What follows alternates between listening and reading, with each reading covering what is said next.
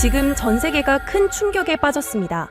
2025년 12월 2일 새벽, 성공적으로 궤도에 진입한 한국의 아리랑 7호. 아리랑 7호는 궤도 진입 단 26분 만에 중국 서부 산악지대의 극초음속 미사일 기지와 북한 풍계리 일대의 7차 핵실험 준비 흔적을 포착했습니다. 한국의 자료는 싹 다 조작입니다. 하지만 중국은 날조라며 한국을 비난했고 북한은 침묵으로 버텼습니다. 국제사회는 확증 부족이라며 한국의 자료를 외면했죠. 하지만 바로 그때 대한민국의 반격이 시작됐습니다. 30cm급 초고해상도가 위장막 아래 직선 구조물과 차폐 패턴을 전부 잡아냈고 중국과 북한이 지난 21년간 몰래 준비해오던 야심찬 계획까지 포착해낸 겁니다. 대한민국의 기준을 전 세계 표준으로 선정하겠습니다. 도대체 무슨 일이 벌어진 걸까요? 중국과 북한이 감추던 충격적인 계획, 지금 시작합니다. 구독과 좋아요로 대한민국의 밝은 미래를 응원해주세요. 한국이 단독으로 움직이겠답니다.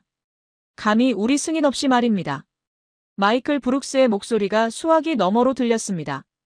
2025년 12월 2일 새벽, 워싱턴 시각으로는 아직 전날 오후였어요.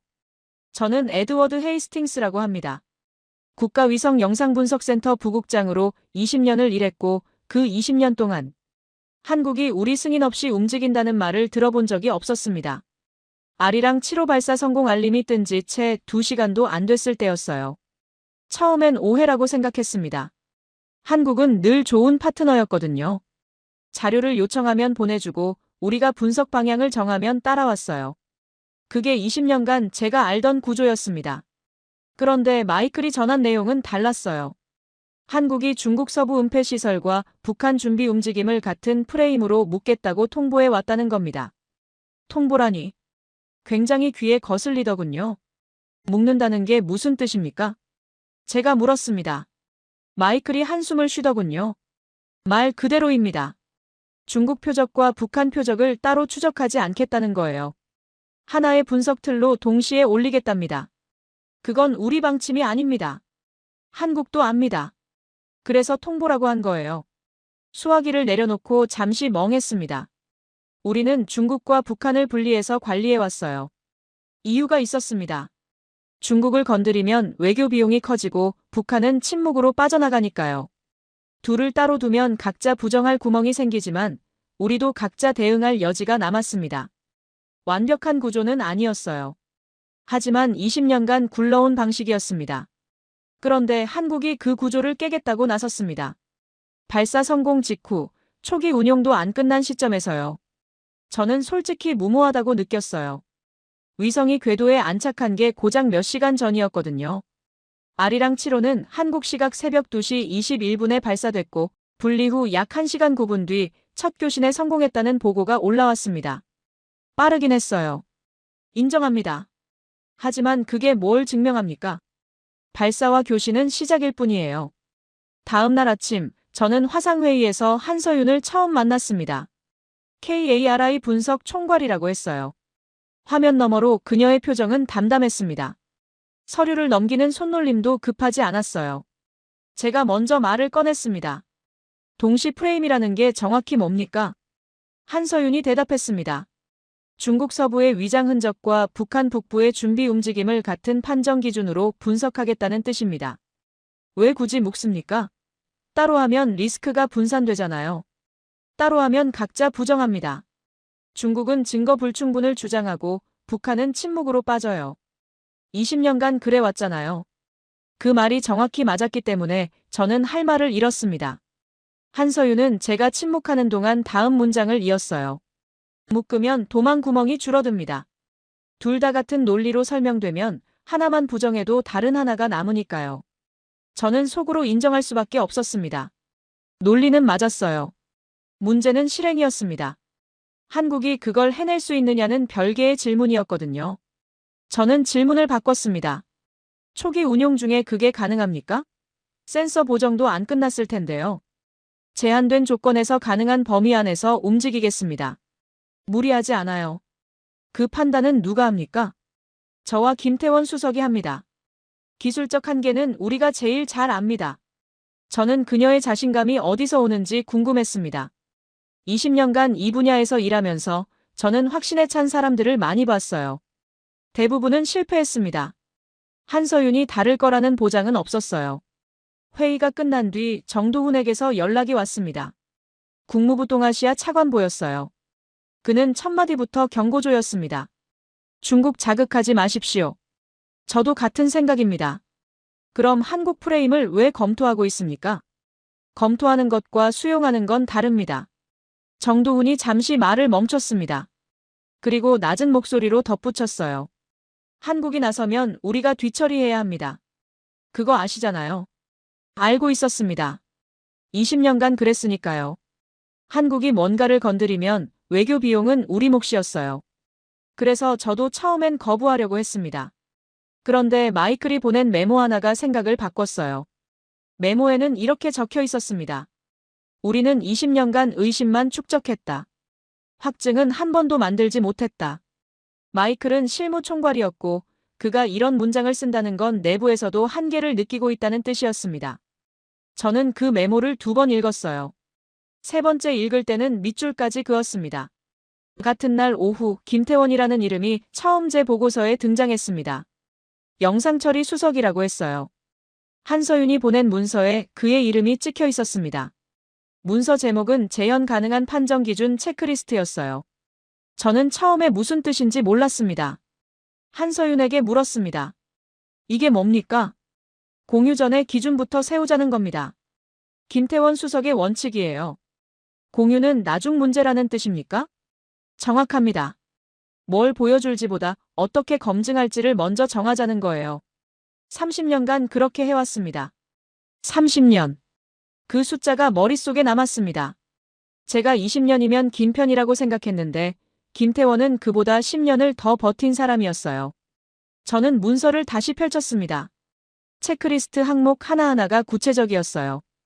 어떤 조건에서 어떤 흔적을 자연물로 분류하고 어떤 조건에서 인공물로 판정하는지. 그 기준이 문장으로 고정되어 있었습니다. 그 순간 저는 한국이 단순히 자료를 내밀려는 게 아니라는 걸 알았습니다. 그들은 절차를 먼저 설계하고 있었어요. 제가 20년간 본 적 없는 방식이었습니다. 우리는 늘 결과를 먼저 만들고 절차는 나중에 맞췄거든요. 한국은 순서가 반대였어요. 그날 밤 저는 결정을 내렸습니다. 한국의 프레임을 시험으로 받아들이기로 했어요. 단, 조건을 붙였습니다. 첫 번째 결과가 우리 기준에 미달하면 즉시 분리 운영으로 되돌린다. 두 번째 결과까지 유예 기간을 주되 그 안에 검증 가능한 무언가를 보여줘야 한다. 저는 이 조건을 마이클에게 전달했습니다. 마이클이 물었습니다. 왜 기회를 줍니까? 저는 잠시 생각했습니다. 그리고 솔직하게 대답했어요. 우리가 20년간 못한 걸 한국이 할 수도 있으니까요. 가능성이 낮아도 시험해볼 가치는 있습니다. 마이클은 아무 말 없이 끊었습니다. 그의 침묵이 동의인지 회의인지 알 수 없었어요. 하지만 저는 이미 결정을 내린 뒤였습니다. 12월 2일이 저물었습니다. 아리랑 7호는 궤도 위에서 첫 번째 밤을 보내고 있었어요. 저는 워싱턴 사무실에서 보고서를 정리하며 생각했습니다. 한국이 성공하면 우리의 20년이 무색해지고 실패하면 내 판단이 문제가 된다. 어느 쪽이든 편한 결과는 아니었어요. 그래도 저는 시험을 승인했습니다. 이유는 단순했어요. 의심만으로는 아무것도 바뀌지 않는다는 걸 20년 동안 충분히 배웠으니까요. 발사 후 사흘째 되던 날 첫 번째 결과물이 도착했습니다. 한서윤이 보낸 파일이었어요. 저는 파일을 열기 전에 잠시 멈췄습니다. 기대보다는 의심이 앞섰거든요. 초기 운용 단계에서 뭘 찍을 수 있겠습니까? 센서 보정도 덜 끝났을 텐데요. 그런 생각을 하면서 파일을 열었습니다. 화면에 뜬 건 중국 서부 산악지대 영상이었어요. 처음엔 뭐가 뭔지 몰랐습니다. 산등성이와 계곡이 뒤섞인 지형이었거든요. 그런데 한서윤이 표시해둔 부분을 보는 순간 저는 눈을 비볐습니다. 산 능선을 따라 직선형 흔적이 있었어요. 자연 지형에서는 나올 수 없는 각도였습니다. 이게 뭡니까? 화상회의에서 제가 물었습니다. 한서윤이 대답했어요. 차폐 구조물의 그림자입니다. 시간대별로 3장을 비교하면 패턴이 보여요. 그녀가 영상을 넘겼습니다. 같은 지점을 다른 시각에 찍은 영상 3장이 나란히 떴어요. 그림자 각도가 달랐지만 직선의 위치는 동일했습니다. 자연물이라면 불가능한 일이었어요. 저는 속으로 인정할 수밖에 없었습니다. 뭔가 있었어요. 그런데 의문이 남았습니다. 구름이 많은 시기에 어떻게 이 영상을 확보했느냐는 거였어요. 한서윤이 먼저 설명했습니다. 관측창을 골랐습니다. 대기 조건이 허락하는 시간대만 노렸어요. 김태원 수석이 기상 데이터와 궤도 주기를 맞춰서 창을 잡았습니다. 얼마나 짧았습니까? 하루에 15분에서 20분 정도요. 그 안에 찍어야 했습니다. 저는 그 말을 듣고 잠시 계산했습니다. 하루 20분이면 사흘 동안 총 1시간 남짓이었어요. 그 짧은 창 안에서 3장의 유효한 영상을 확보했다는 뜻이었습니다. 운이 좋았던 걸까요? 아니면 계획이 정밀했던 걸까요? 저는 후자 쪽으로 기울기 시작했습니다. 같은 날 오후 북한 관련 보고가 올라왔습니다. 박현수라는 분석관이 작성한 문서였어요. 북한 북부 지역에서 동일 시간대에 반복되는 차량 군집이 포착됐다는 내용이었습니다. 차량 수는 매번 달랐지만 배치 패턴은 비슷했어요. 마치 누군가 정해진 절차에 따라 움직이는 것처럼 보였습니다. 박현수의 보고서에는 한 문장이 굵게 표시되어 있었어요. 준비 흔적으로 분류함. 저는 그 문장을 보고 고개를 갸웃했습니다. 준비라는 단어가 모호했거든요. 뭘 준비한다는 겁니까? 박현수에게 직접 물었습니다. 이게 뭘 의미합니까? 확정할 수는 없습니다. 하지만 패턴이 반복되고 있어요. 우연이라고 보기엔 규칙적입니다. 규칙적이라는 게 증거가 됩니까? 단독으로는 안 됩니다. 그래서 중국 표적과 묶으려는 겁니다. 그 순간 저는 한국의 전략이 뭔지 이해했습니다. 중국 표적과 북한 표적을 따로 보면 각각 반박 가능했어요. 중국은 자연지형이라고 우길 수 있고 북한은 일상적 이동이라고 부정할 수 있었습니다. 하지만 둘을 같은 논리로 묶으면 얘기가 달라졌어요. 하나를 부정하려면 다른 하나도 설명해야 했거든요. 저는 마이클에게 연락했습니다. 그에게 한국 자료를 공유하고 의견을 물었어요. 마이클은 한참 동안 영상을 들여다보더니 한숨을 쉬었습니다. 솔직히 말할게요. 그가 말했습니다. 우리는 20년간 이 지역을 감시했습니다. 의심은 계속 있었어요. 하지만 확증은 한 번도 못 만들었습니다. 왜요? 타이밍을 못 잡았어요. 구름이 걷히면 그들도 움직임을 멈췄고 우리가 다른 데 집중하면 그때 움직였습니다. 늘 한 발 늦었어요. 저는 그 말을 듣고 씁쓸했습니다. 20년간 쌓은 게 의심뿐이라니요. 우리가 세계 최고의 정보 인프라를 가지고 있다고 자부했는데 정작 확증은 없었던 겁니다. 그런데 한국은 사흘 만에 이걸 잡았습니다. 제가 말했습니다. 마이클이 고개를 끄덕였어요. 그게 문제예요. 우리가 못한 걸 한국이 했다는 게. 그의 목소리에는 인정과 불쾌함이 섞여 있었습니다. 저도 비슷한 감정이었어요. 한국의 성과를 인정하고 싶으면서도 우리의 20년이 무색해지는 느낌을 지울 수 없었거든요. 그날 저녁 김태원이 보낸 문서가 하나 더 도착했습니다. 제목은 차폐 패턴 판정 기준서였어요. 문서를 열어보니 기준이 촘촘하게 정리되어 있었습니다. 어떤 조건에서 직선 흔적을 자연물로 분류하고 어떤 조건에서 인공물로 판정하는지 예외 상황까지 문장으로 명시되어 있었어요. 한서윤에게 물었습니다. 이건 왜 보낸 겁니까? 김태원 수석의 원칙입니다. 판정 기준을 먼저 공유해야 결과를 신뢰할 수 있다고요. 우리한테 검증하라는 뜻입니까? 아니요. 같은 기준으로 보라는 뜻입니다. 우리가 자연물로 처리한 걸 당신들이 다시 보면 다른 결론이 나올 수도 있으니까요. 저는 그 문서를 팀에 돌렸습니다. 분석관들이 한국 기준에 따라 기존 자료를 재검토하기 시작했어요. 결과는 이틀 뒤에 나왔습니다. 우리가 자연지형으로 분류했던 흔적 중 3건이 재판정 대상으로 올라왔어요. 한국 기준을 적용하니 인공물 가능성이 높아진 겁니다. 그 보고를 받는 순간 저는 불안해지기 시작했습니다. 우리가 20년간 뭘 놓쳤던 걸까요? 아니면 기준 자체가 잘못됐던 걸까요? 어느 쪽이든 유쾌한 답은 아니었어요. 정도훈에게서 다시 연락이 왔습니다. 그는 여전히 경고조였어요. 공개라는 단어 쓰지 마십시오. 아직 그런 얘기 안 했습니다. 한국이 하고 있어요. 검증판이니 뭐니 하면서 분위기를 만들고 있습니다. 검증은 공개가 아닙니다. 결국 같은 겁니다. 검증이 끝나면 공개 압박이 들어와요. 그때 우리가 막아야 합니다. 저는 정도훈의 논리를 이해했습니다. 외교적으로는 맞는 말이었어요. 하지만 실무적으로는 다른 문제가 있었습니다. 한국 자료가 정확하다면 우리가 막을 명분이 없었거든요. 틀린 정보를 막는 건 정당하지만 맞는 정보를 막는 건 은폐였습니다. 그날 밤 최은비라는 이름이 처음 등장했습니다. 한국 사이버 방어 담당이라고 했어요. 그녀가 보낸 보고서에는 데이터 경로 점검 결과가 담겨 있었습니다. 관제 시스템과 데이터 전송 라인에 이상 접속 시도가 감지됐다는 내용이었어요. 한서윤에게 물었습니다. 누가 건드리는 겁니까? 아직 모릅니다. 하지만 타이밍이 이상해요. 우리가 관측창을 잡은 직후부터 시도가 늘었습니다. 우연일 수도 있잖아요.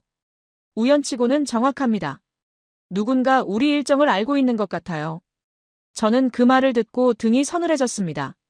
한국이 뭔가를 잡기 시작하자 누군가 그걸 막으려 한다는 뜻이었거든요. 게임이 시작된 거였습니다. 저는 그날 밤 결정을 내렸습니다. 한국 기준으로 재분석을 공식 착수하기로 했어요. 정도훈이 뭐라고 하든 실무는 실무대로 굴러가야 했습니다. 우리가 20년간 의심만 쌓았다면 이제는 확증을 만들 차례였어요. 마이클에게 지시를 내렸습니다. 한국 판정 기준을 내부 분석 절차에 시범 적용하라고요. 마이클은 잠시 망설이더니 고개를 끄덕였습니다. 알겠습니다. 대신 결과가 안 좋으면 책임은 부국장님이 지셔야 해요. 알고 있습니다. 저는 그렇게 대답했습니다. 책임을 질 각오는 되어 있었어요. 다만 그때는 몰랐습니다. 그 결정이 20년간 제가 믿어온 구조를 송두리째 흔들게 될 줄은요. 12월 7일 대전에서 문서 하나가 도착했습니다. 파일명은 동시 프레임 합본 분석이었어요. 한서윤이 보낸 거였습니다. 저는 파일을 열기 전에 커피를 한 모금 마셨어요. 그게 그날의 마지막 여유였습니다. 문서는 두 부분으로 나뉘어 있었어요. 첫 번째는 중국 서부 표적이었습니다. 산악 지형에 섞인 위장 구조가 세 가지 흔적으로 분류되어 있었어요. 직선형 그림자, 일정한 간격의 반사점, 그리고 시간대별로 변하지 않는 차폐 패턴. 각각의 흔적 옆에는 판정 근거가 문장으로 붙어 있었습니다. 두 번째는 북한 북부 표적이었어요. 박현수가 올린 차량 군집 데이터가 업데이트되어 있었습니다. 동일 시간대 반복 출현, 차폐물 배치 변화, 이동 경로의 규칙성. 놀라운 건 판정 근거였어요. 중국 표적과 같은 논리 구조를 쓰고 있었습니다. 저는 두 부분을 번갈아 읽었습니다. 읽을수록 이상한 느낌이 들었어요. 중국과 북한은 완전히 다른 방식으로 숨어 있었거든요. 중국은 지형 위장에 의존했고 북한은 침묵과 이동에 의존했습니다. 그런데 표면의 흔적은 같은 문장으로 설명되고 있었어요. 한서윤에게 화상으로 물었습니다. 이게 가능합니까? 완전히 다른 표적인데요. 그녀가 대답했습니다. 숨는 방식은 달라도 흔적은 비슷하게 남습니다. 차폐하려면 뭔가를 덮어야 하고 덮으면 그림자가 생겨요. 이동하려면 경로가 필요하고 경로는 패턴을 만듭니다. 그걸 같은 기준으로 잡을 수 있다는 겁니까?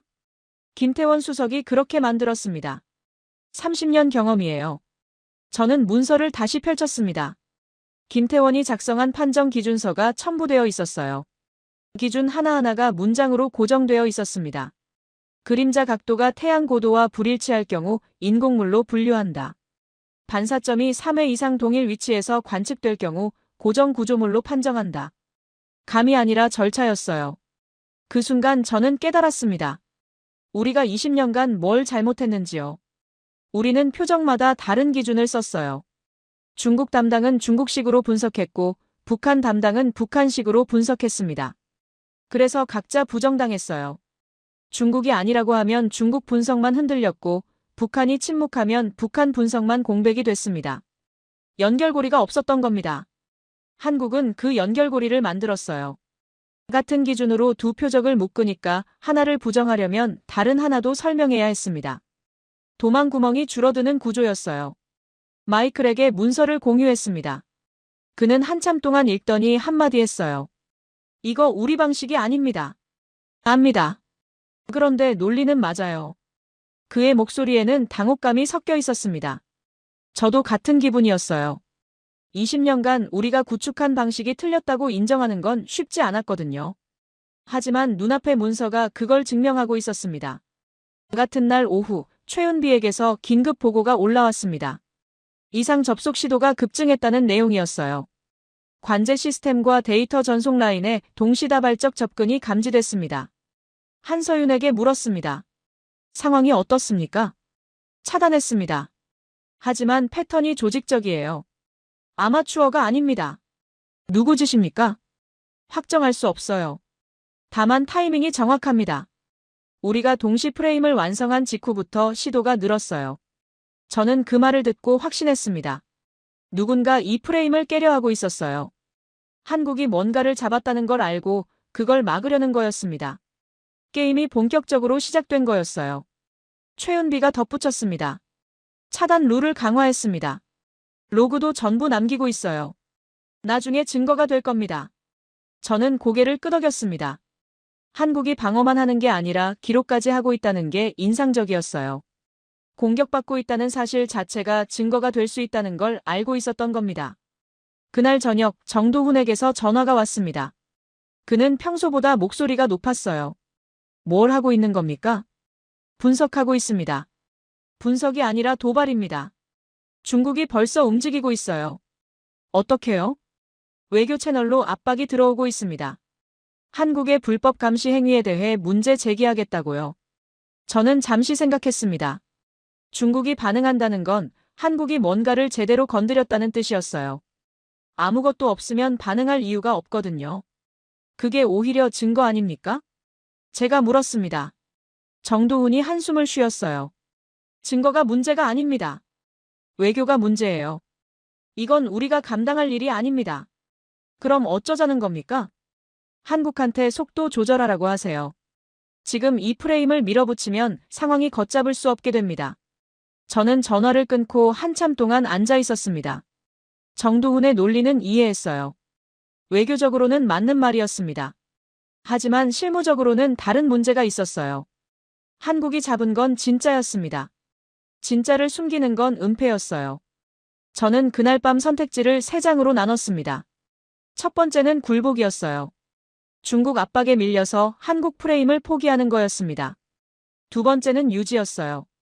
지금 상태로 계속 가되 공개는 미루는 거였습니다. 세 번째는 검증판이었어요. 제3자를 끌어들여서 우리가 아닌 다른 누군가가 결론을 말하게 만드는 거였습니다. 마이클에게 3가지 옵션을 보여줬습니다. 그가 물었어요. 부국장님은 어느 쪽입니까? 세 번째요. 왜요? 우리가 결론을 내면 정치가 됩니다. 제3자가 결론을 내면 검증이 돼요. 마이클이 잠시 생각하더니 고개를 끄덕였습니다. 논리는 맞아요. 문제는 제3자를 어디서 구하느냐죠. 한국이 루트를 갖고 있을 겁니다. 제가 말했습니다. 한서윤이 처음부터 검증판을 언급했거든요. 그때는 무슨 뜻인지 몰랐지만 이제는 알 것 같았어요. 한국은 혼자 나서려는 게 아니었습니다. 판을 설계하고 있었던 거였어요. 그날 밤 저는 한서윤에게 메시지를 보냈습니다. 제3자 검증 루트가 있습니까? 답장은 새벽에 왔어요. 있습니다. 쟤네 봐요. 저는 그 한 단어를 보고 알았습니다. 한국이 이미 다음 수를 준비하고 있었다는 걸요. 우리가 선택지를 고민하는 동안 그들은 이미 판을 깔고 있었어요. 아리랑 7호의 궤도 고도는 576에서 580km 사이였습니다. 지구 표면에서 그 높이로 올려다보면 아무것도 안 보여요. 하지만 그 높이에서 내려다보면 숨기려는 자들의 흔적이 선명하게 드러났습니다. 문제는 그 흔적을 누가, 어떻게, 언제 말하느냐였어요. 저는 그날 밤 처음으로 인정했습니다. 한국이 우리보다 앞서 있다는 걸요. 기술이 아니라 전략에서요. 그리고 그 인정이 저를 불안하게 만들었습니다. 20년간 제가 믿어온 구조가 흔들리고 있었거든요. 12월 8일 아침 한서윤이 화상회의를 요청했습니다. 평소와 다른 점이 있었어요. 참석자 명단에 김태원과 박현수가 함께 올라와 있었거든요. 저는 마이크를 불러 같이 들어갔습니다. 화면이 연결되자 한서윤이 먼저 말했어요. 오늘은 전략을 말씀드리려고 합니다. 전략이라는 단어가 귀에 걸렸습니다. 지금까지는 분석과 데이터 얘기만 했거든요. 저는 고개를 끄덕이며 기다렸습니다. 한서윤이 화면을 공유했어요. 문서 제목은 검증판 설계안이었습니다. 한국이 단독으로 나서면 안 됩니다. 한서윤이 말했습니다. 저는 의아했어요. 지금까지 한국이 주도적으로 움직여왔으니까요. 왜요? 중국과 북한이 동시에 반응할 겁니다. 중국은 주권 침해를 외칠 거고 북한은 침묵으로 버티면서 우리만 고립시키려 할 거예요. 한국 혼자 나서면 그 구도에 말려듭니다. 저는 그 논리를 곱씹었습니다. 맞는 말이었어요. 한국이 먼저 공개하면 중국은 즉시 불법 감시라고 반박할 거고 북한은 아예 입을 닫을 겁니다. 국제 여론은 갈릴 거고 결국 한국만 욕먹는 구도가 될 수 있었어요. 그래서 어떻게 하자는 겁니까? 제가 물었습니다. 한서윤이 김태원 쪽을 바라봤어요. 김태원이 마이크를 켰습니다. 화면에 처음 나타난 그의 얼굴은 예상보다 나이가 들어 보였어요. 30년 경력이라더니 그 세월이 얼굴에 새겨져 있었습니다. 원본을 공유하지 않겠습니다. 김태원이 말했습니다. 저는 잠시 멈칫했어요. 원본 없이 어떻게 검증합니까? 재현 가능한 지표만 공유하면 됩니다. 그림자 각도, 반사점 위치, 차폐 패턴 변화. 이런 파생지표만 넘기면 제3자도 같은 결론에 도달할 수 있어요. 그게 가능합니까? 가능합니다. 제가 30년간 해온 방식이에요. 원본을 보여주면 기술이 노출됩니다. 하지만 파생지표만 보여주면 결론만 검증되고 우리가 어떻게 찍었는지는 감춰져요. 저는 그 논리를 이해하는 데 시간이 걸렸습니다. 보통은 원본을 공유해야 신뢰가 생긴다고 생각하잖아요. 하지만 김태원의 논리는 반대였어요. 원본 없이도 같은 결론에 도달할 수 있다면 그게 더 강한 증거라는 거였습니다. 제3자가 독립적으로 확인했다는 의미가 되니까요. 마이클이 끼어들었습니다. 그럼 우리는 뭘 하면 됩니까? 한서윤이 대답했어요. 미국이 독립 검증했다는 형태를 만들어주세요. 한국 자료를 받아서 미국 기준으로 재분석하고 같은 결론이 나오면 그걸 기록으로 남기는 겁니다. 그게 우리한테 무슨 이득입니까? 결론의 주인이 됩니다. 한국이 말하면 한국 주장이지만 미국이 확인하면 동맹의 결론이 돼요. 무게가 다릅니다. 저는 그 말을 듣고 고개를 끄덕였습니다. 논리가 명확했어요. 한국은 자료를 제공하고 미국은 검증자 역할을 하고 최종 결론은 제3자가 내리는 구조였습니다. 어느 한쪽이 공격받아도 전체 프레임이 흔들리지 않는 설계였어요. 박현수가 마이크를 켰습니다. 그는 북한 분석을 담당하는 사람이었어요. 북한 문제가 남아 있습니다. 그가 말했습니다. 북한은 침묵으로 빠져나가려 할 겁니다. 중국처럼 반박하지도 않고 그냥 모르쇠로 버틸 거예요. 그러면 증거가 있어도 의미가 약해집니다. 어떻게 막습니까? 제가 물었습니다. 박현수가 대답했어요. 침묵도 답이 되게 만들어야 합니다. 중국 표적과 북한 표적을 같은 프레임으로 묶으면 북한이 침묵해도 중국 쪽 증거가 압박합니다. 둘 다 같은 논리로 설명되니까 하나를 부정하려면 다른 하나도 설명해야 해요. 그게 3장에서 만든 동시 프레임이죠? 맞습니다. 그걸 검증판까지 끌고 가는 겁니다. 제3자가 두 표적을 같이 보고 결론을 내리면 북한의 침묵은 부정이 아니라 회피가 됩니다. 회피는 그 자체로 증거예요.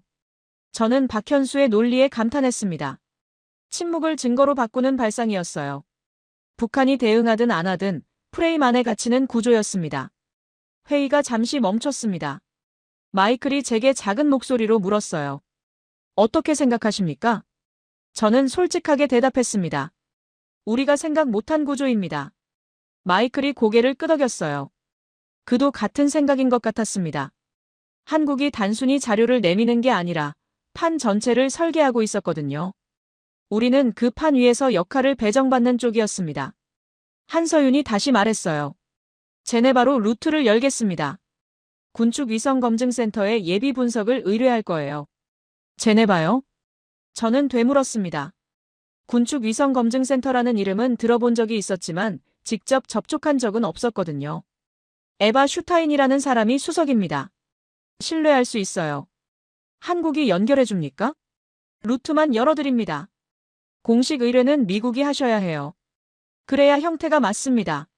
저는 그 순간 깨달았습니다. 한국이 왜 우리를 끌어들이려 하는지요. 한국 혼자 제네바에 가면 한국의 주장이 됩니다. 하지만 미국이 함께 가면 동맹의 검증 요청이 돼요. 무게가 완전히 달라지는 거였습니다. 정도훈에게서 전화가 온 건 그 회의가 끝난 직후였습니다. 그는 여전히 반대 입장이었어요. 제네바까지 끌고 가면 돌이킬 수 없습니다. 알고 있습니다. 그런데 왜 밀어붙입니까? 검증판이 최선이라서요. 최선이 아닙니다. 위험입니다. 중국이 어떻게 나올지 모릅니다. 저는 잠시 생각했습니다. 그리고 정도훈에게 질문을 던졌어요. 차관보님, 우리가 20년간 뭘 했습니까? 뭔 소립니까? 의심만 쌓았습니다. 확증은 한 번도 못 만들었어요. 이번에도 물러서면 또 20년입니다. 그때도 같은 말 할 겁니까? 정도훈이 잠시 침묵했습니다. 그리고 낮은 목소리로 말했어요. 당신 책임입니다. 알고 있습니다. 전화가 끊겼습니다. 저는 그 말을 들으면서도 마음이 흔들리지 않았어요. 이미 결정을 내린 뒤였거든요. 같은 날 오후 김태원이 공유 규정 초안을 보내왔습니다. 문서 제목은 파생지표 공유 범위 규정이었어요. 어떤 지표를 공유하고 어떤 지표를 잠그는지가 항목별로 정리되어 있었습니다. 원본 영상은 완전히 잠기고 그림자 각도와 반사점, 좌표, 차폐 패턴 변화율만 공유 대상으로 분류되어 있었어요. 저는 그 문서를 읽으면서 감탄했습니다. 30년 경력이 이런 거구나 싶었어요. 뭘 보여주고 뭘 감출지를 정확히 아는 사람이었습니다. 기술 노출 없이 결론만 검증되게 만드는 설계였어요. 마이클에게 문서를 넘겼습니다. 그가 검토한 뒤 말했어요. 이 기준대로라면 우리도 같은 결론에 도달할 수 있습니다. 재현 가능해요. 그럼 내부 절차에 반영합시다. 알겠습니다. 다만 기록을 남겨야 해요. 우리가 독립적으로 검증했다는 증거가 필요합니다. 저는 고개를 끄덕였습니다. 마이클이 움직이기 시작했어요. 우리 팀이 한국 기준을 내부 분석 절차에 공식 반영하는 순간이었습니다. 최은비에게서 보고가 올라온 건 그날 저녁이었어요. 공유 경로 보안을 강화했다는 내용이었습니다. 제네바로 가는 라인을 별도로 분리했습니다. 기존 채널과 섞이지 않게요. 왜요? 누군가 우리 데이터 흐름을 보고 있어요. 제네바 루트가 뚫리면 안 됩니다. 저는 그 말을 듣고 등이 서늘해졌습니다.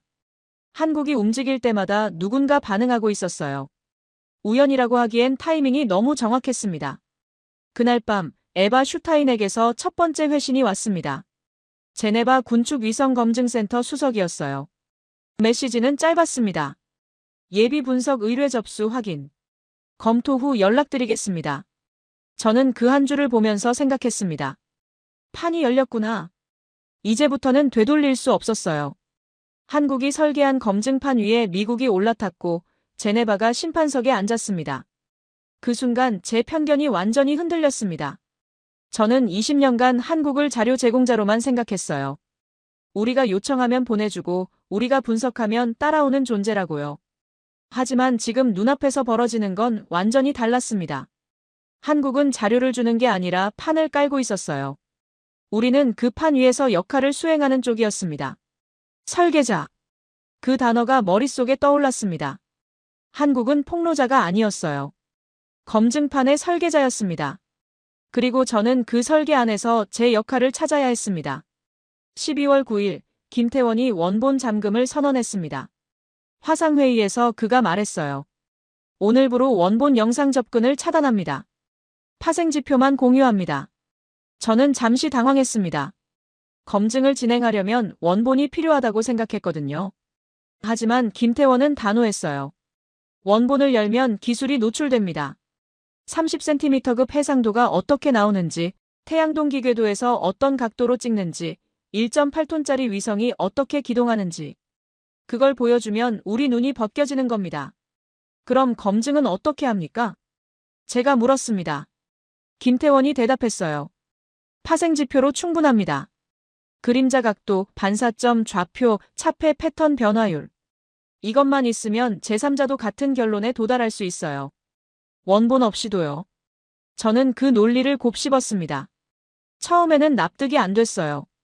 원본 없이 어떻게 신뢰가 생기냐고 생각했거든요. 하지만 김태원의 다음 말이 생각을 바꿨습니다. 원본을 보여주면 우리가 증명하는 겁니다. 파생지표만 보여주면 그들이 스스로 확인하는 거예요. 어느 쪽이 더 강한 증거입니까? 마이클이 끼어들었어요. 제3자가 독립적으로 같은 결론에 도달하면 그게 더 강력하긴 합니다. 그겁니다. 김태원이 고개를 끄덕였어요. 저는 그제야 이해했습니다. 한국은 많이 보여주는 대신 정확히 검증되게 보여주고 있었어요. 양보다 질이었습니다. 같은 날 오후 한서윤이 패키징을 완료했습니다. 중국 표적의 위장 흔적과 북한 표적의 준비 흔적이 하나의 문서 묶음으로 고정됐어요.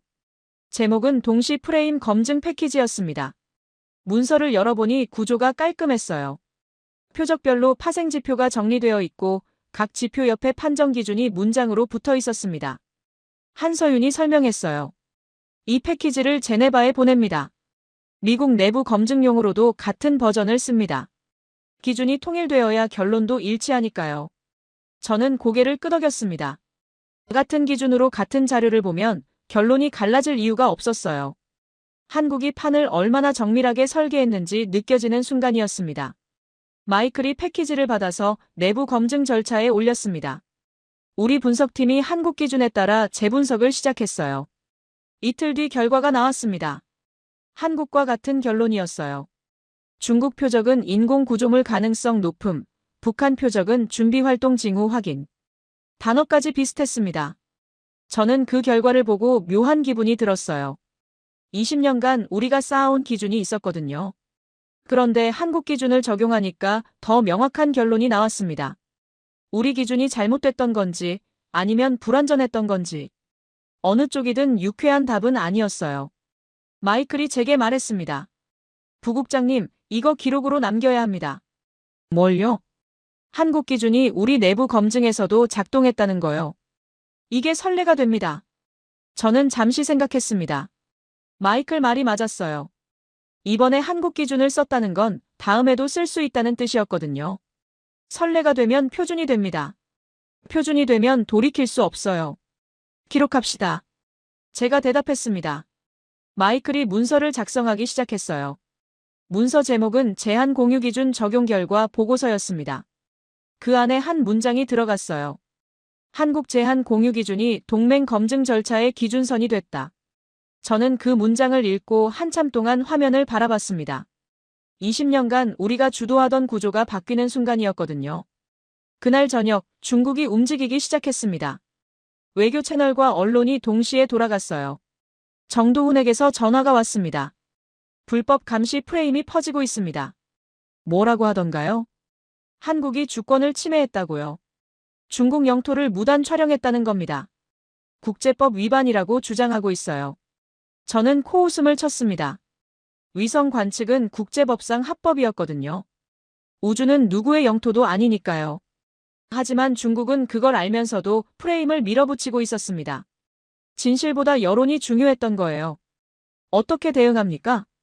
제가 물었습니다. 정도훈이 한숨을 쉬었어요. 지금은 조용히 있는 게 답입니다. 반박하면 불붙어요. 한국은요? 한국도 공개 대응을 자제하고 있어요. 검증 절차만 밀어붙이는 중입니다. 저는 그 말을 듣고 고개를 끄덕였습니다. 한국이 현명하게 움직이고 있었어요. 여론전에 말려들지 않고 검증이라는 본론에 집중하고 있었거든요. 싸우지 않고 이기는 방식이었습니다. 북한은 다른 방식으로 반응했어요. 침묵이었습니다. 아무 말도 안 했어요. 대신 현장에서 움직임이 감지됐습니다. 박현수가 보고를 올렸어요. 위장 이동이 강화되고 있습니다. 차량 배치가 바뀌고 차폐물이 재배치되고 있어요. 우리가 보고 있다는 걸 아는 겁니까? 아는 것 같습니다. 타이밍이 너무 정확해요. 우리가 관측창을 잡으면 그 직전에 이동합니다. 저는 그 말을 듣고 등이 서늘해졌습니다. 누군가 우리 일정을 알고 있었어요. 정보가 새고 있는 건지 아니면 패턴을 읽은 건지. 어느 쪽이든 좋은 상황은 아니었습니다. 최은비에게서 보고가 올라온 건 그날 밤이었어요.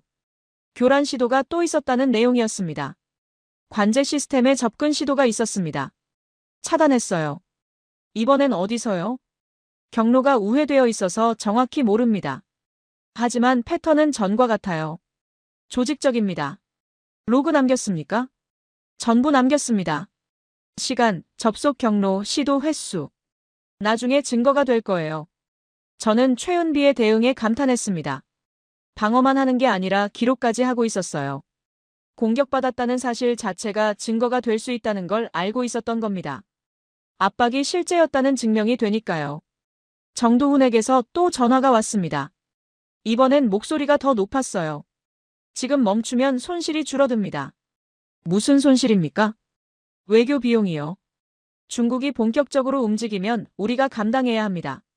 한국 때문에 우리가 피해보는 구조예요. 한국 때문이 아닙니다. 우리가 선택한 겁니다. 선택을 바꾸면 됩니다. 아직 늦지 않았어요. 저는 잠시 생각했습니다. 정도훈의 논리는 이해했어요. 외교적으로는 맞는 말이었습니다. 지금 멈추면 중국과의 마찰이 줄어들 거예요.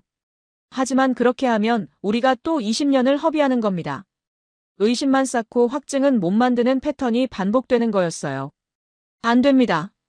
제가 대답했습니다. 왜요? 제한 공유 기준이 이미 표준이 됐습니다. 우리 내부 검증에서도 작동했어요. 이걸 되돌리면 우리가 신뢰를 잃습니다. 정도훈이 잠시 침묵했습니다.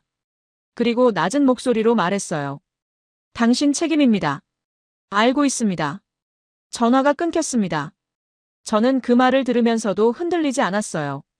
이미 판이 굴러가고 있었거든요. 멈추는 건 불가능했습니다. 그날 밤 저는 보고서를 정리하면서 생각했습니다. 한국이 뭘 한 건지요.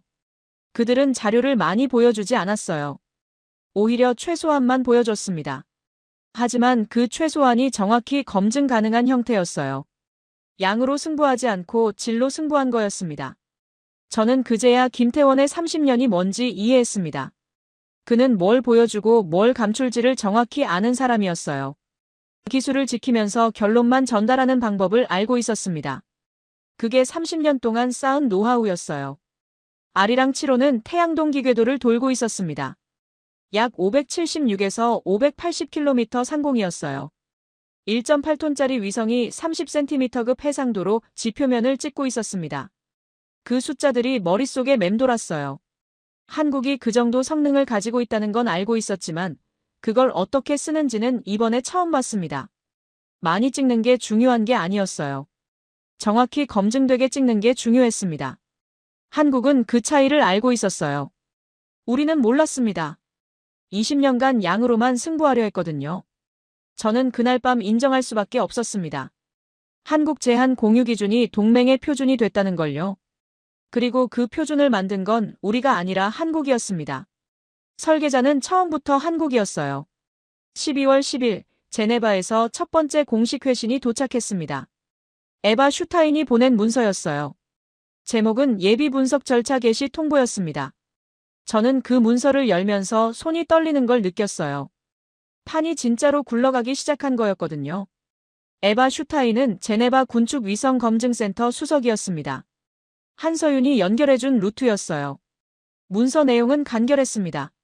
한국이 제공한 파생 지표를 자체 팀에서 재현 검증하겠다는 거였어요. 같은 기준, 같은 데이터로 분석해서 같은 결론이 나오는지 확인하겠다는 뜻이었습니다.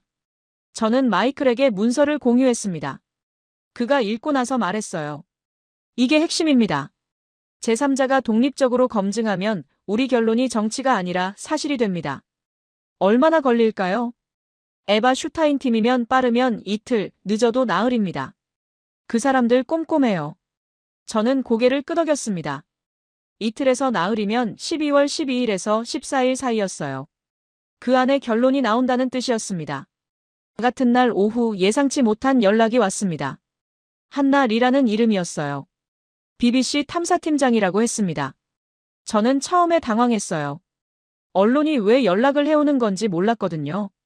한나 리가 화상회의를 요청했습니다. 저는 잠시 고민하다가 수락했어요. 화면이 연결되자 그녀가 먼저 말했습니다. 헤이스팅스 부국장님, 저희가 준비하고 있는 게 있습니다. 뭡니까? 중국 서부와 북한 북부에 대한 탐사 보도입니다. 한국 측 자료를 기반으로 교차 검증을 진행하고 있어요. 저는 눈이 커졌습니다. 한나리가 이미 한국과 접촉하고 있었다는 뜻이었거든요. 제가 모르는 사이에 또 다른 판이 깔리고 있었어요. 한국이 연결해줬습니까? 아니요. 저희가 먼저 접근했습니다.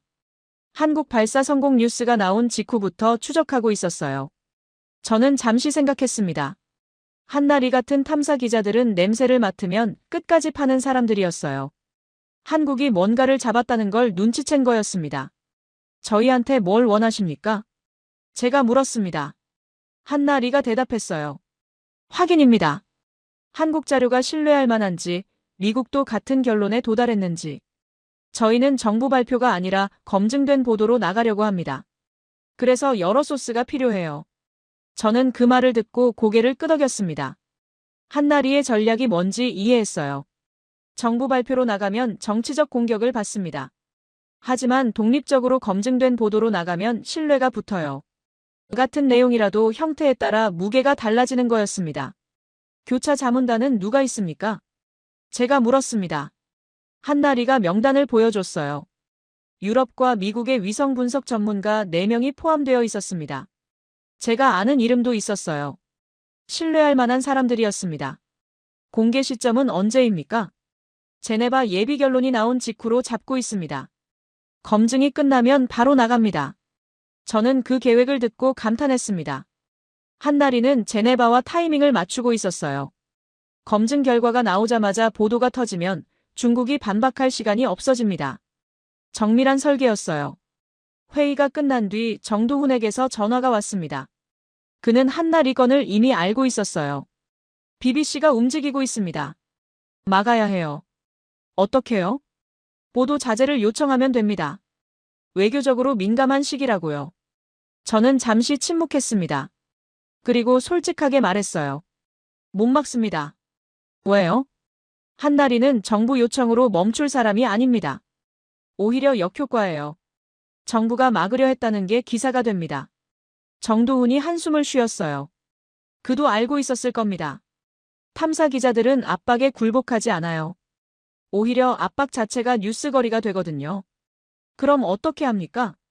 정도훈이 물었습니다. 저는 대답했어요. 관리하는 수밖에 없습니다. 보도를 막는 게 아니라 보도 내용이 정확하게 나가도록 조율하는 거예요. 그게 됩니까?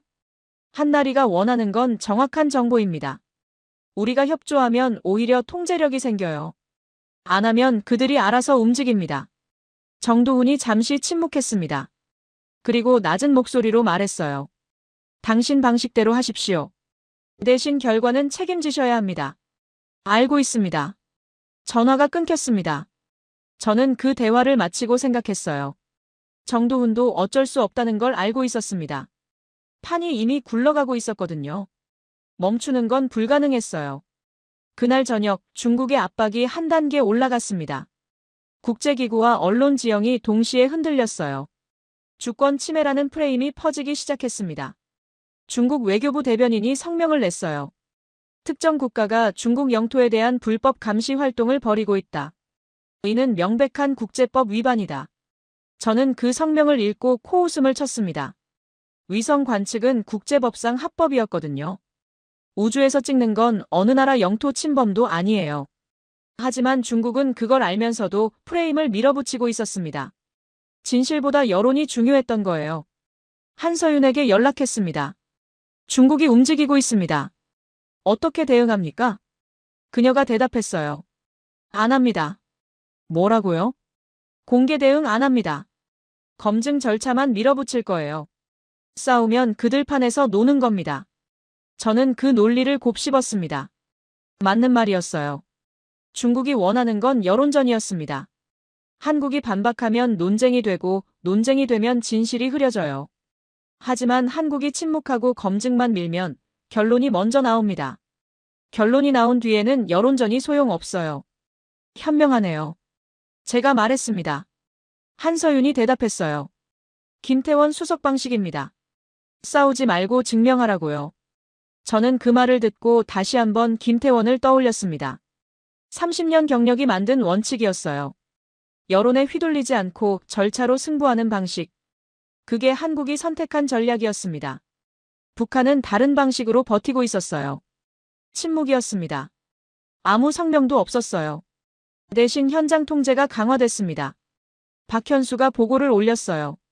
차폐물 재배치가 가속되고 있습니다. 이동 빈도가 2배로 늘었어요. 우리가 보고 있다는 걸 확실히 아는 거네요.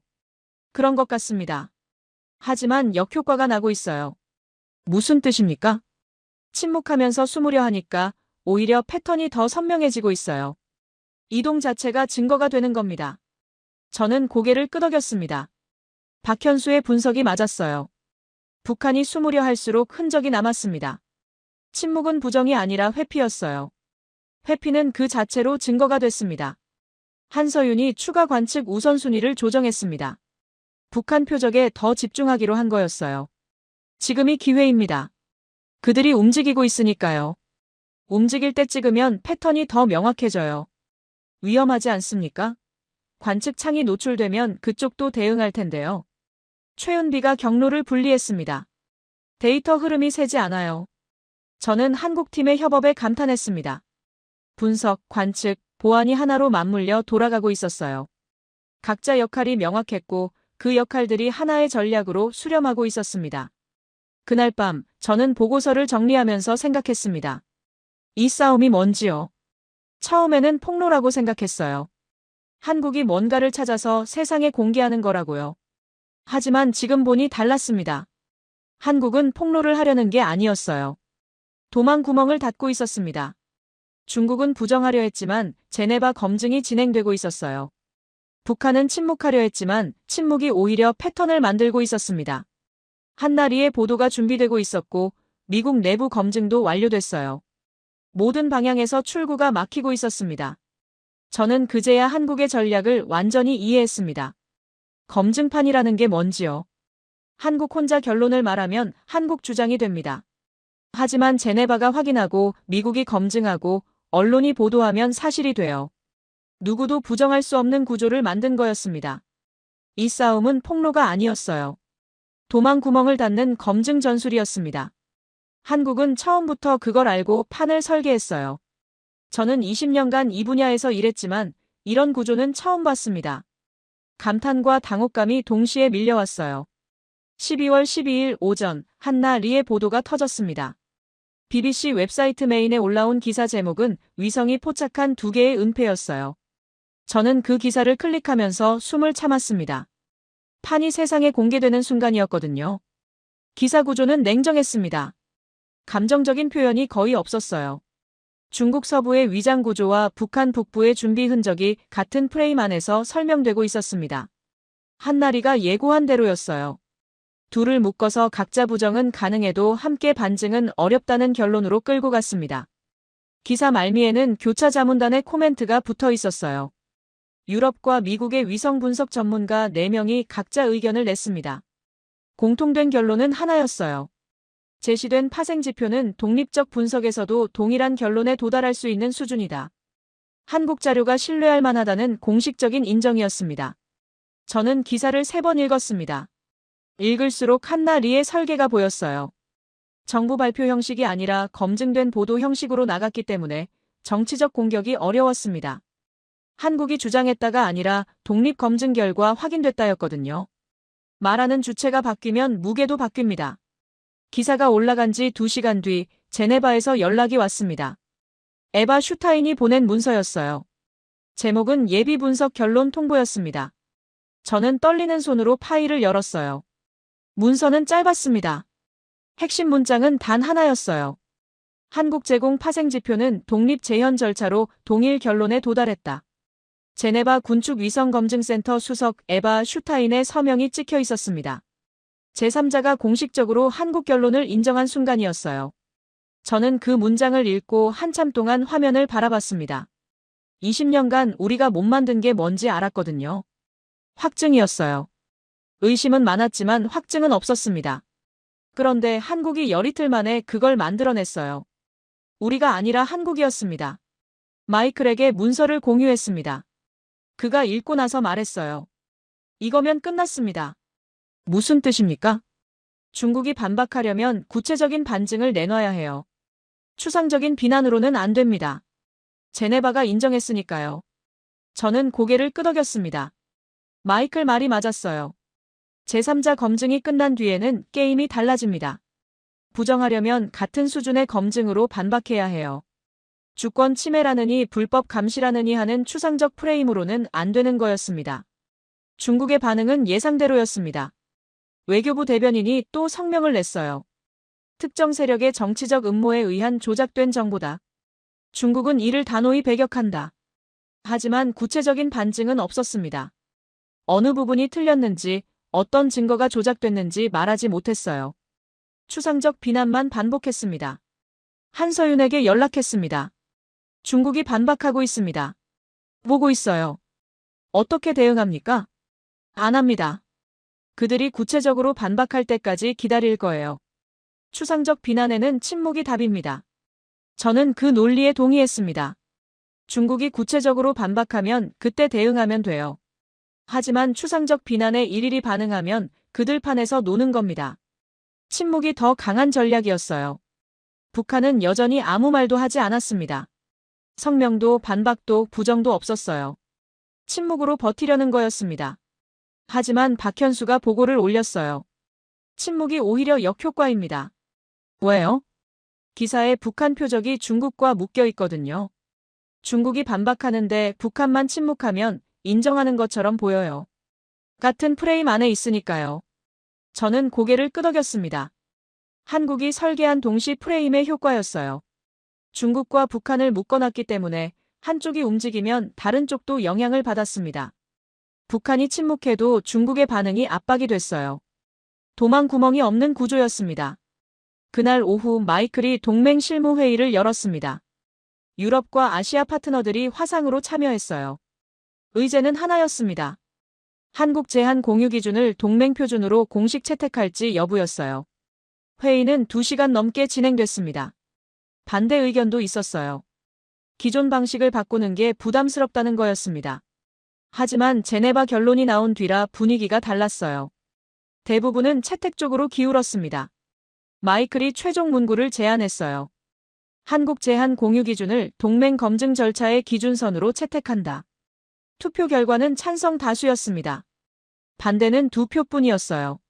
저는 그 결과를 보면서 묘한 기분이 들었습니다.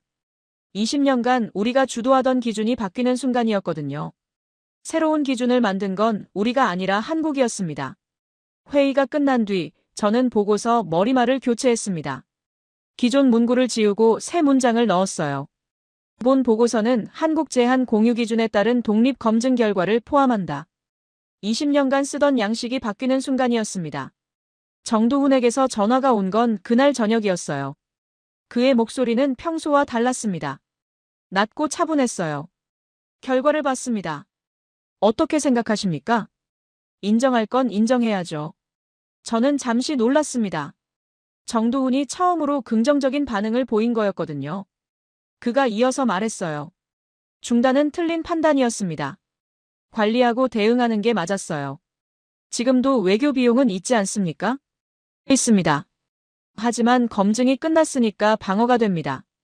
우리가 주장하는 게 아니라 제3자가 확인한 거니까요.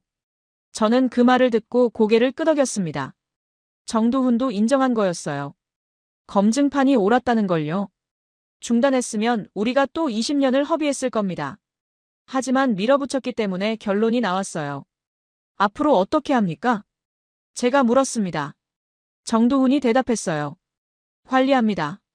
중국과의 외교 채널은 유지하면서 검증 결과를 기반으로 대화하는 거죠. 부정이 아니라 대응입니다.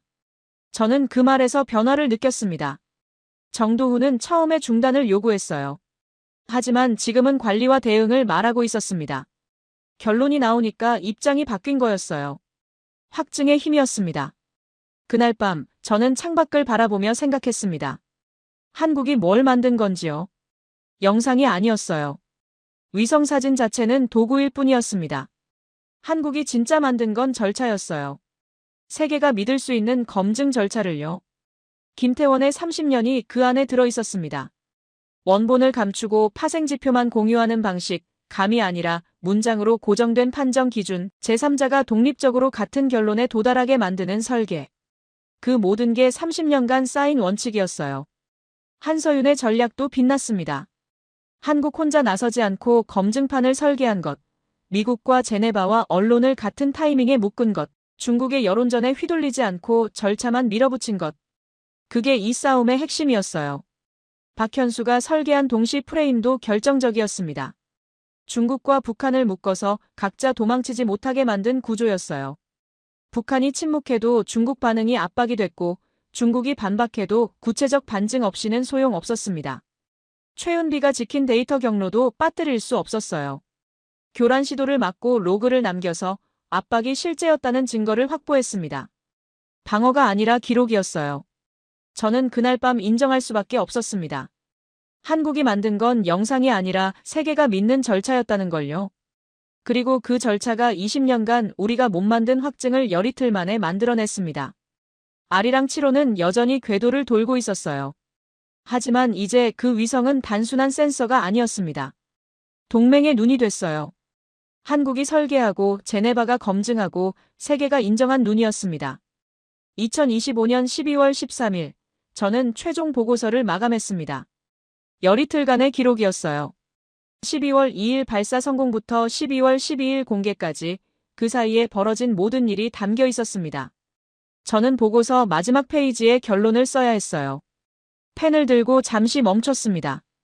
이 사건을 뭐라고 정리해야 할까요? 처음에는 폭로라고 생각했습니다. 한국이 뭔가를 찾아서 세상에 공개한 거라고요. 하지만 열이틀을 겪고 나니 그게 아니었어요. 한국은 폭로를 하려던 게 아니었습니다. 판을 설계한 거였어요. 마이클에게서 연락이 온 건 그날 오전이었습니다. 그가 말했어요. 내부 문서에 한국 기준선을 표준 절차로 등록했습니다. 공식입니까? 공식입니다. 앞으로 동맹 검증은 이 기준으로 진행됩니다. 저는 그 말을 듣고 고개를 끄덕였습니다. 20년간 우리가 쓰던 기준이 바뀐 거였어요. 새 기준을 만든 건 우리가 아니라 한국이었습니다. 하지만 이상하게도 불쾌하지 않았어요. 오히려 안도감이 들었습니다. 드디어 제대로 된 기준이 생겼다는 느낌이었거든요. 한서윤에게 화상으로 인사를 전했습니다. 그녀는 여전히 담담했어요. 앞으로 어떻게 합니까? 제가 물었습니다. 한서윤이 대답했어요. 기술 보호 원칙은 유지합니다. 협력 범위도 지금처럼 관리할 거예요. 많이 보여주는 게 답이 아니니까요. 검증판은 성공했는데 더 열지 않습니까? 성공했으니까 더 조심해야죠. 이번에 보여준 게 한계선입니다. 그 이상은 기술 노출이에요. 저는 그 논리에 감탄했습니다. 성공했다고 더 열지 않는 거였어요. 한계선을 알고 지키는 게 진짜 전략이었습니다. 한서윤은 그걸 정확히 알고 있었어요. 김태원 소식은 한서윤을 통해 들었습니다. 그가 절차를 후배들에게 넘기기 시작했다고 했어요. 은퇴합니까? 아니요. 하지만 30년이면 충분하다고 하더군요. 이제 다음 세대가 이어받을 차례라고요. 저는 그 말을 듣고 묘한 감정이 들었습니다. 김태원의 30년이 이번 사건의 뼈대였거든요. 원본을 감추고 파생지표만 공유하는 방식, 감이 아니라 문장으로 고정된 판정 기준. 그 모든 게 그의 원칙에서 나왔어요. 그런 사람이 물러난다니 아쉬웠습니다. 절차는 남습니다. 한서윤이 말했어요. 사람은 떠나도 절차는 남아요. 김태원 수석이 남긴 게 그겁니다. 저는 고개를 끄덕였습니다. 맞는 말이었어요. 사람은 언젠가 떠납니다. 하지만 절차는 남아요. 그 절차가 조직의 역량이 되고 국가의 자산이 됩니다. 김태원은 30년간 그걸 만들어 온 거였어요. 최은비가 정리한 로그 패키지가 도착한 건 그날 오후였습니다. 교란 시도의 전체 기록이었어요. 시간, 접속 경로, 시도 횟수, 차단 결과. 모든 게 정리되어 있었습니다. 저는 그 문서를 읽으면서 등이 서늘해졌어요. 이게 증거입니다. 최은비가 말했어요. 우리가 압박받았다는 게 감정이 아니라 사건이었다는 증명이에요. 누군가 조직적으로 방해했습니다. 저는 그 로그를 보고서에 첨부했습니다. 압박이 실제였다는 기록이 남아야 했거든요. 나중에 누군가 이 사건을 다시 볼 때 한국이 어떤 상황에서 싸웠는지 알아야 했습니다. 정도훈에게서 마지막 전화가 온 건 그날 저녁이었어요. 그의 목소리는 처음과 달랐습니다. 날카로움이 빠져 있었어요. 회고 회의에서 발언했습니다. 뭐라고 하셨습니까? 검증판이 필요했다고요. 중단했으면 또 20년을 허비했을 거라고. 저는 잠시 놀랐습니다. 정도훈이 공식석상에서 그런 발언을 했다는 게 의외였거든요. 그는 처음부터 반대했던 사람이었으니까요. 생각이 바뀌셨습니까? 제가 물었습니다. 정도훈이 대답했어요. 결과가 바꿨습니다. 제가 틀렸어요. 인정합니다. 저는 그 말을 듣고 전화를 끊었습니다. 정도훈도 인정한 거였어요. 검증판이 옳았다는 걸요. 처음엔 모두가 반대했습니다. 하지만 결과가 나오니까 입장이 바뀌었어요. 확증의 힘이었습니다. 저는 보고서 마지막 문장을 썼습니다. 펜이 멈추지 않았어요. 한국은 보조 센서가 아니었다. 상황판을 완성시키는 설계자였다. 그 문장을 쓰고 나서 잠시 화면을 바라봤습니다. 20년간 제가 믿어온 구조가 완전히 뒤집힌 거였어요. 한국은 우리가 요청하면 자료를 보내주는 존재가 아니었습니다. 판을 설계하고 기준을 만들고 절차를 세우는 존재였어요. 우리는 그 판 위에서 역할을 수행한 거였습니다. 창밖을 바라봤습니다. 워싱턴의 하늘이 어둑해지고 있었어요. 아리랑 7호는 지금도 궤도를 돌고 있을 겁니다. 576에서 580km 상공에서 30cm급 해상도로 지표면을 내려다보고 있겠죠. 하지만 이제 그 위성은 단순한 센서가 아니었습니다. 동맹의 눈이 됐어요. 한국이 설계하고 제네바가 검증하고 세계가 인정한 눈이었습니다. 그리고 그 눈을 만든 건 발사체나 광학 장비가 아니었어요. 30년간 원칙을 지킨 사람들이었습니다. 저는 보고서를 닫았습니다. 열이틀간의 기록이 끝났어요. 하지만 이야기는 끝나지 않았습니다. 한국이 만든 절차는 이제 동맹의 표준이 됐거든요. 앞으로도 그 기준으로 세상을 볼 겁니다. 20년간 저는 한국을 과소평가했어요. 보조 센서라고, 자료 제공자라고, 우리가 시키면 따라오는 존재라고 생각했습니다. 틀렸어요. 한국은 처음부터 설계자였습니다. 저만 몰랐던 거였어요.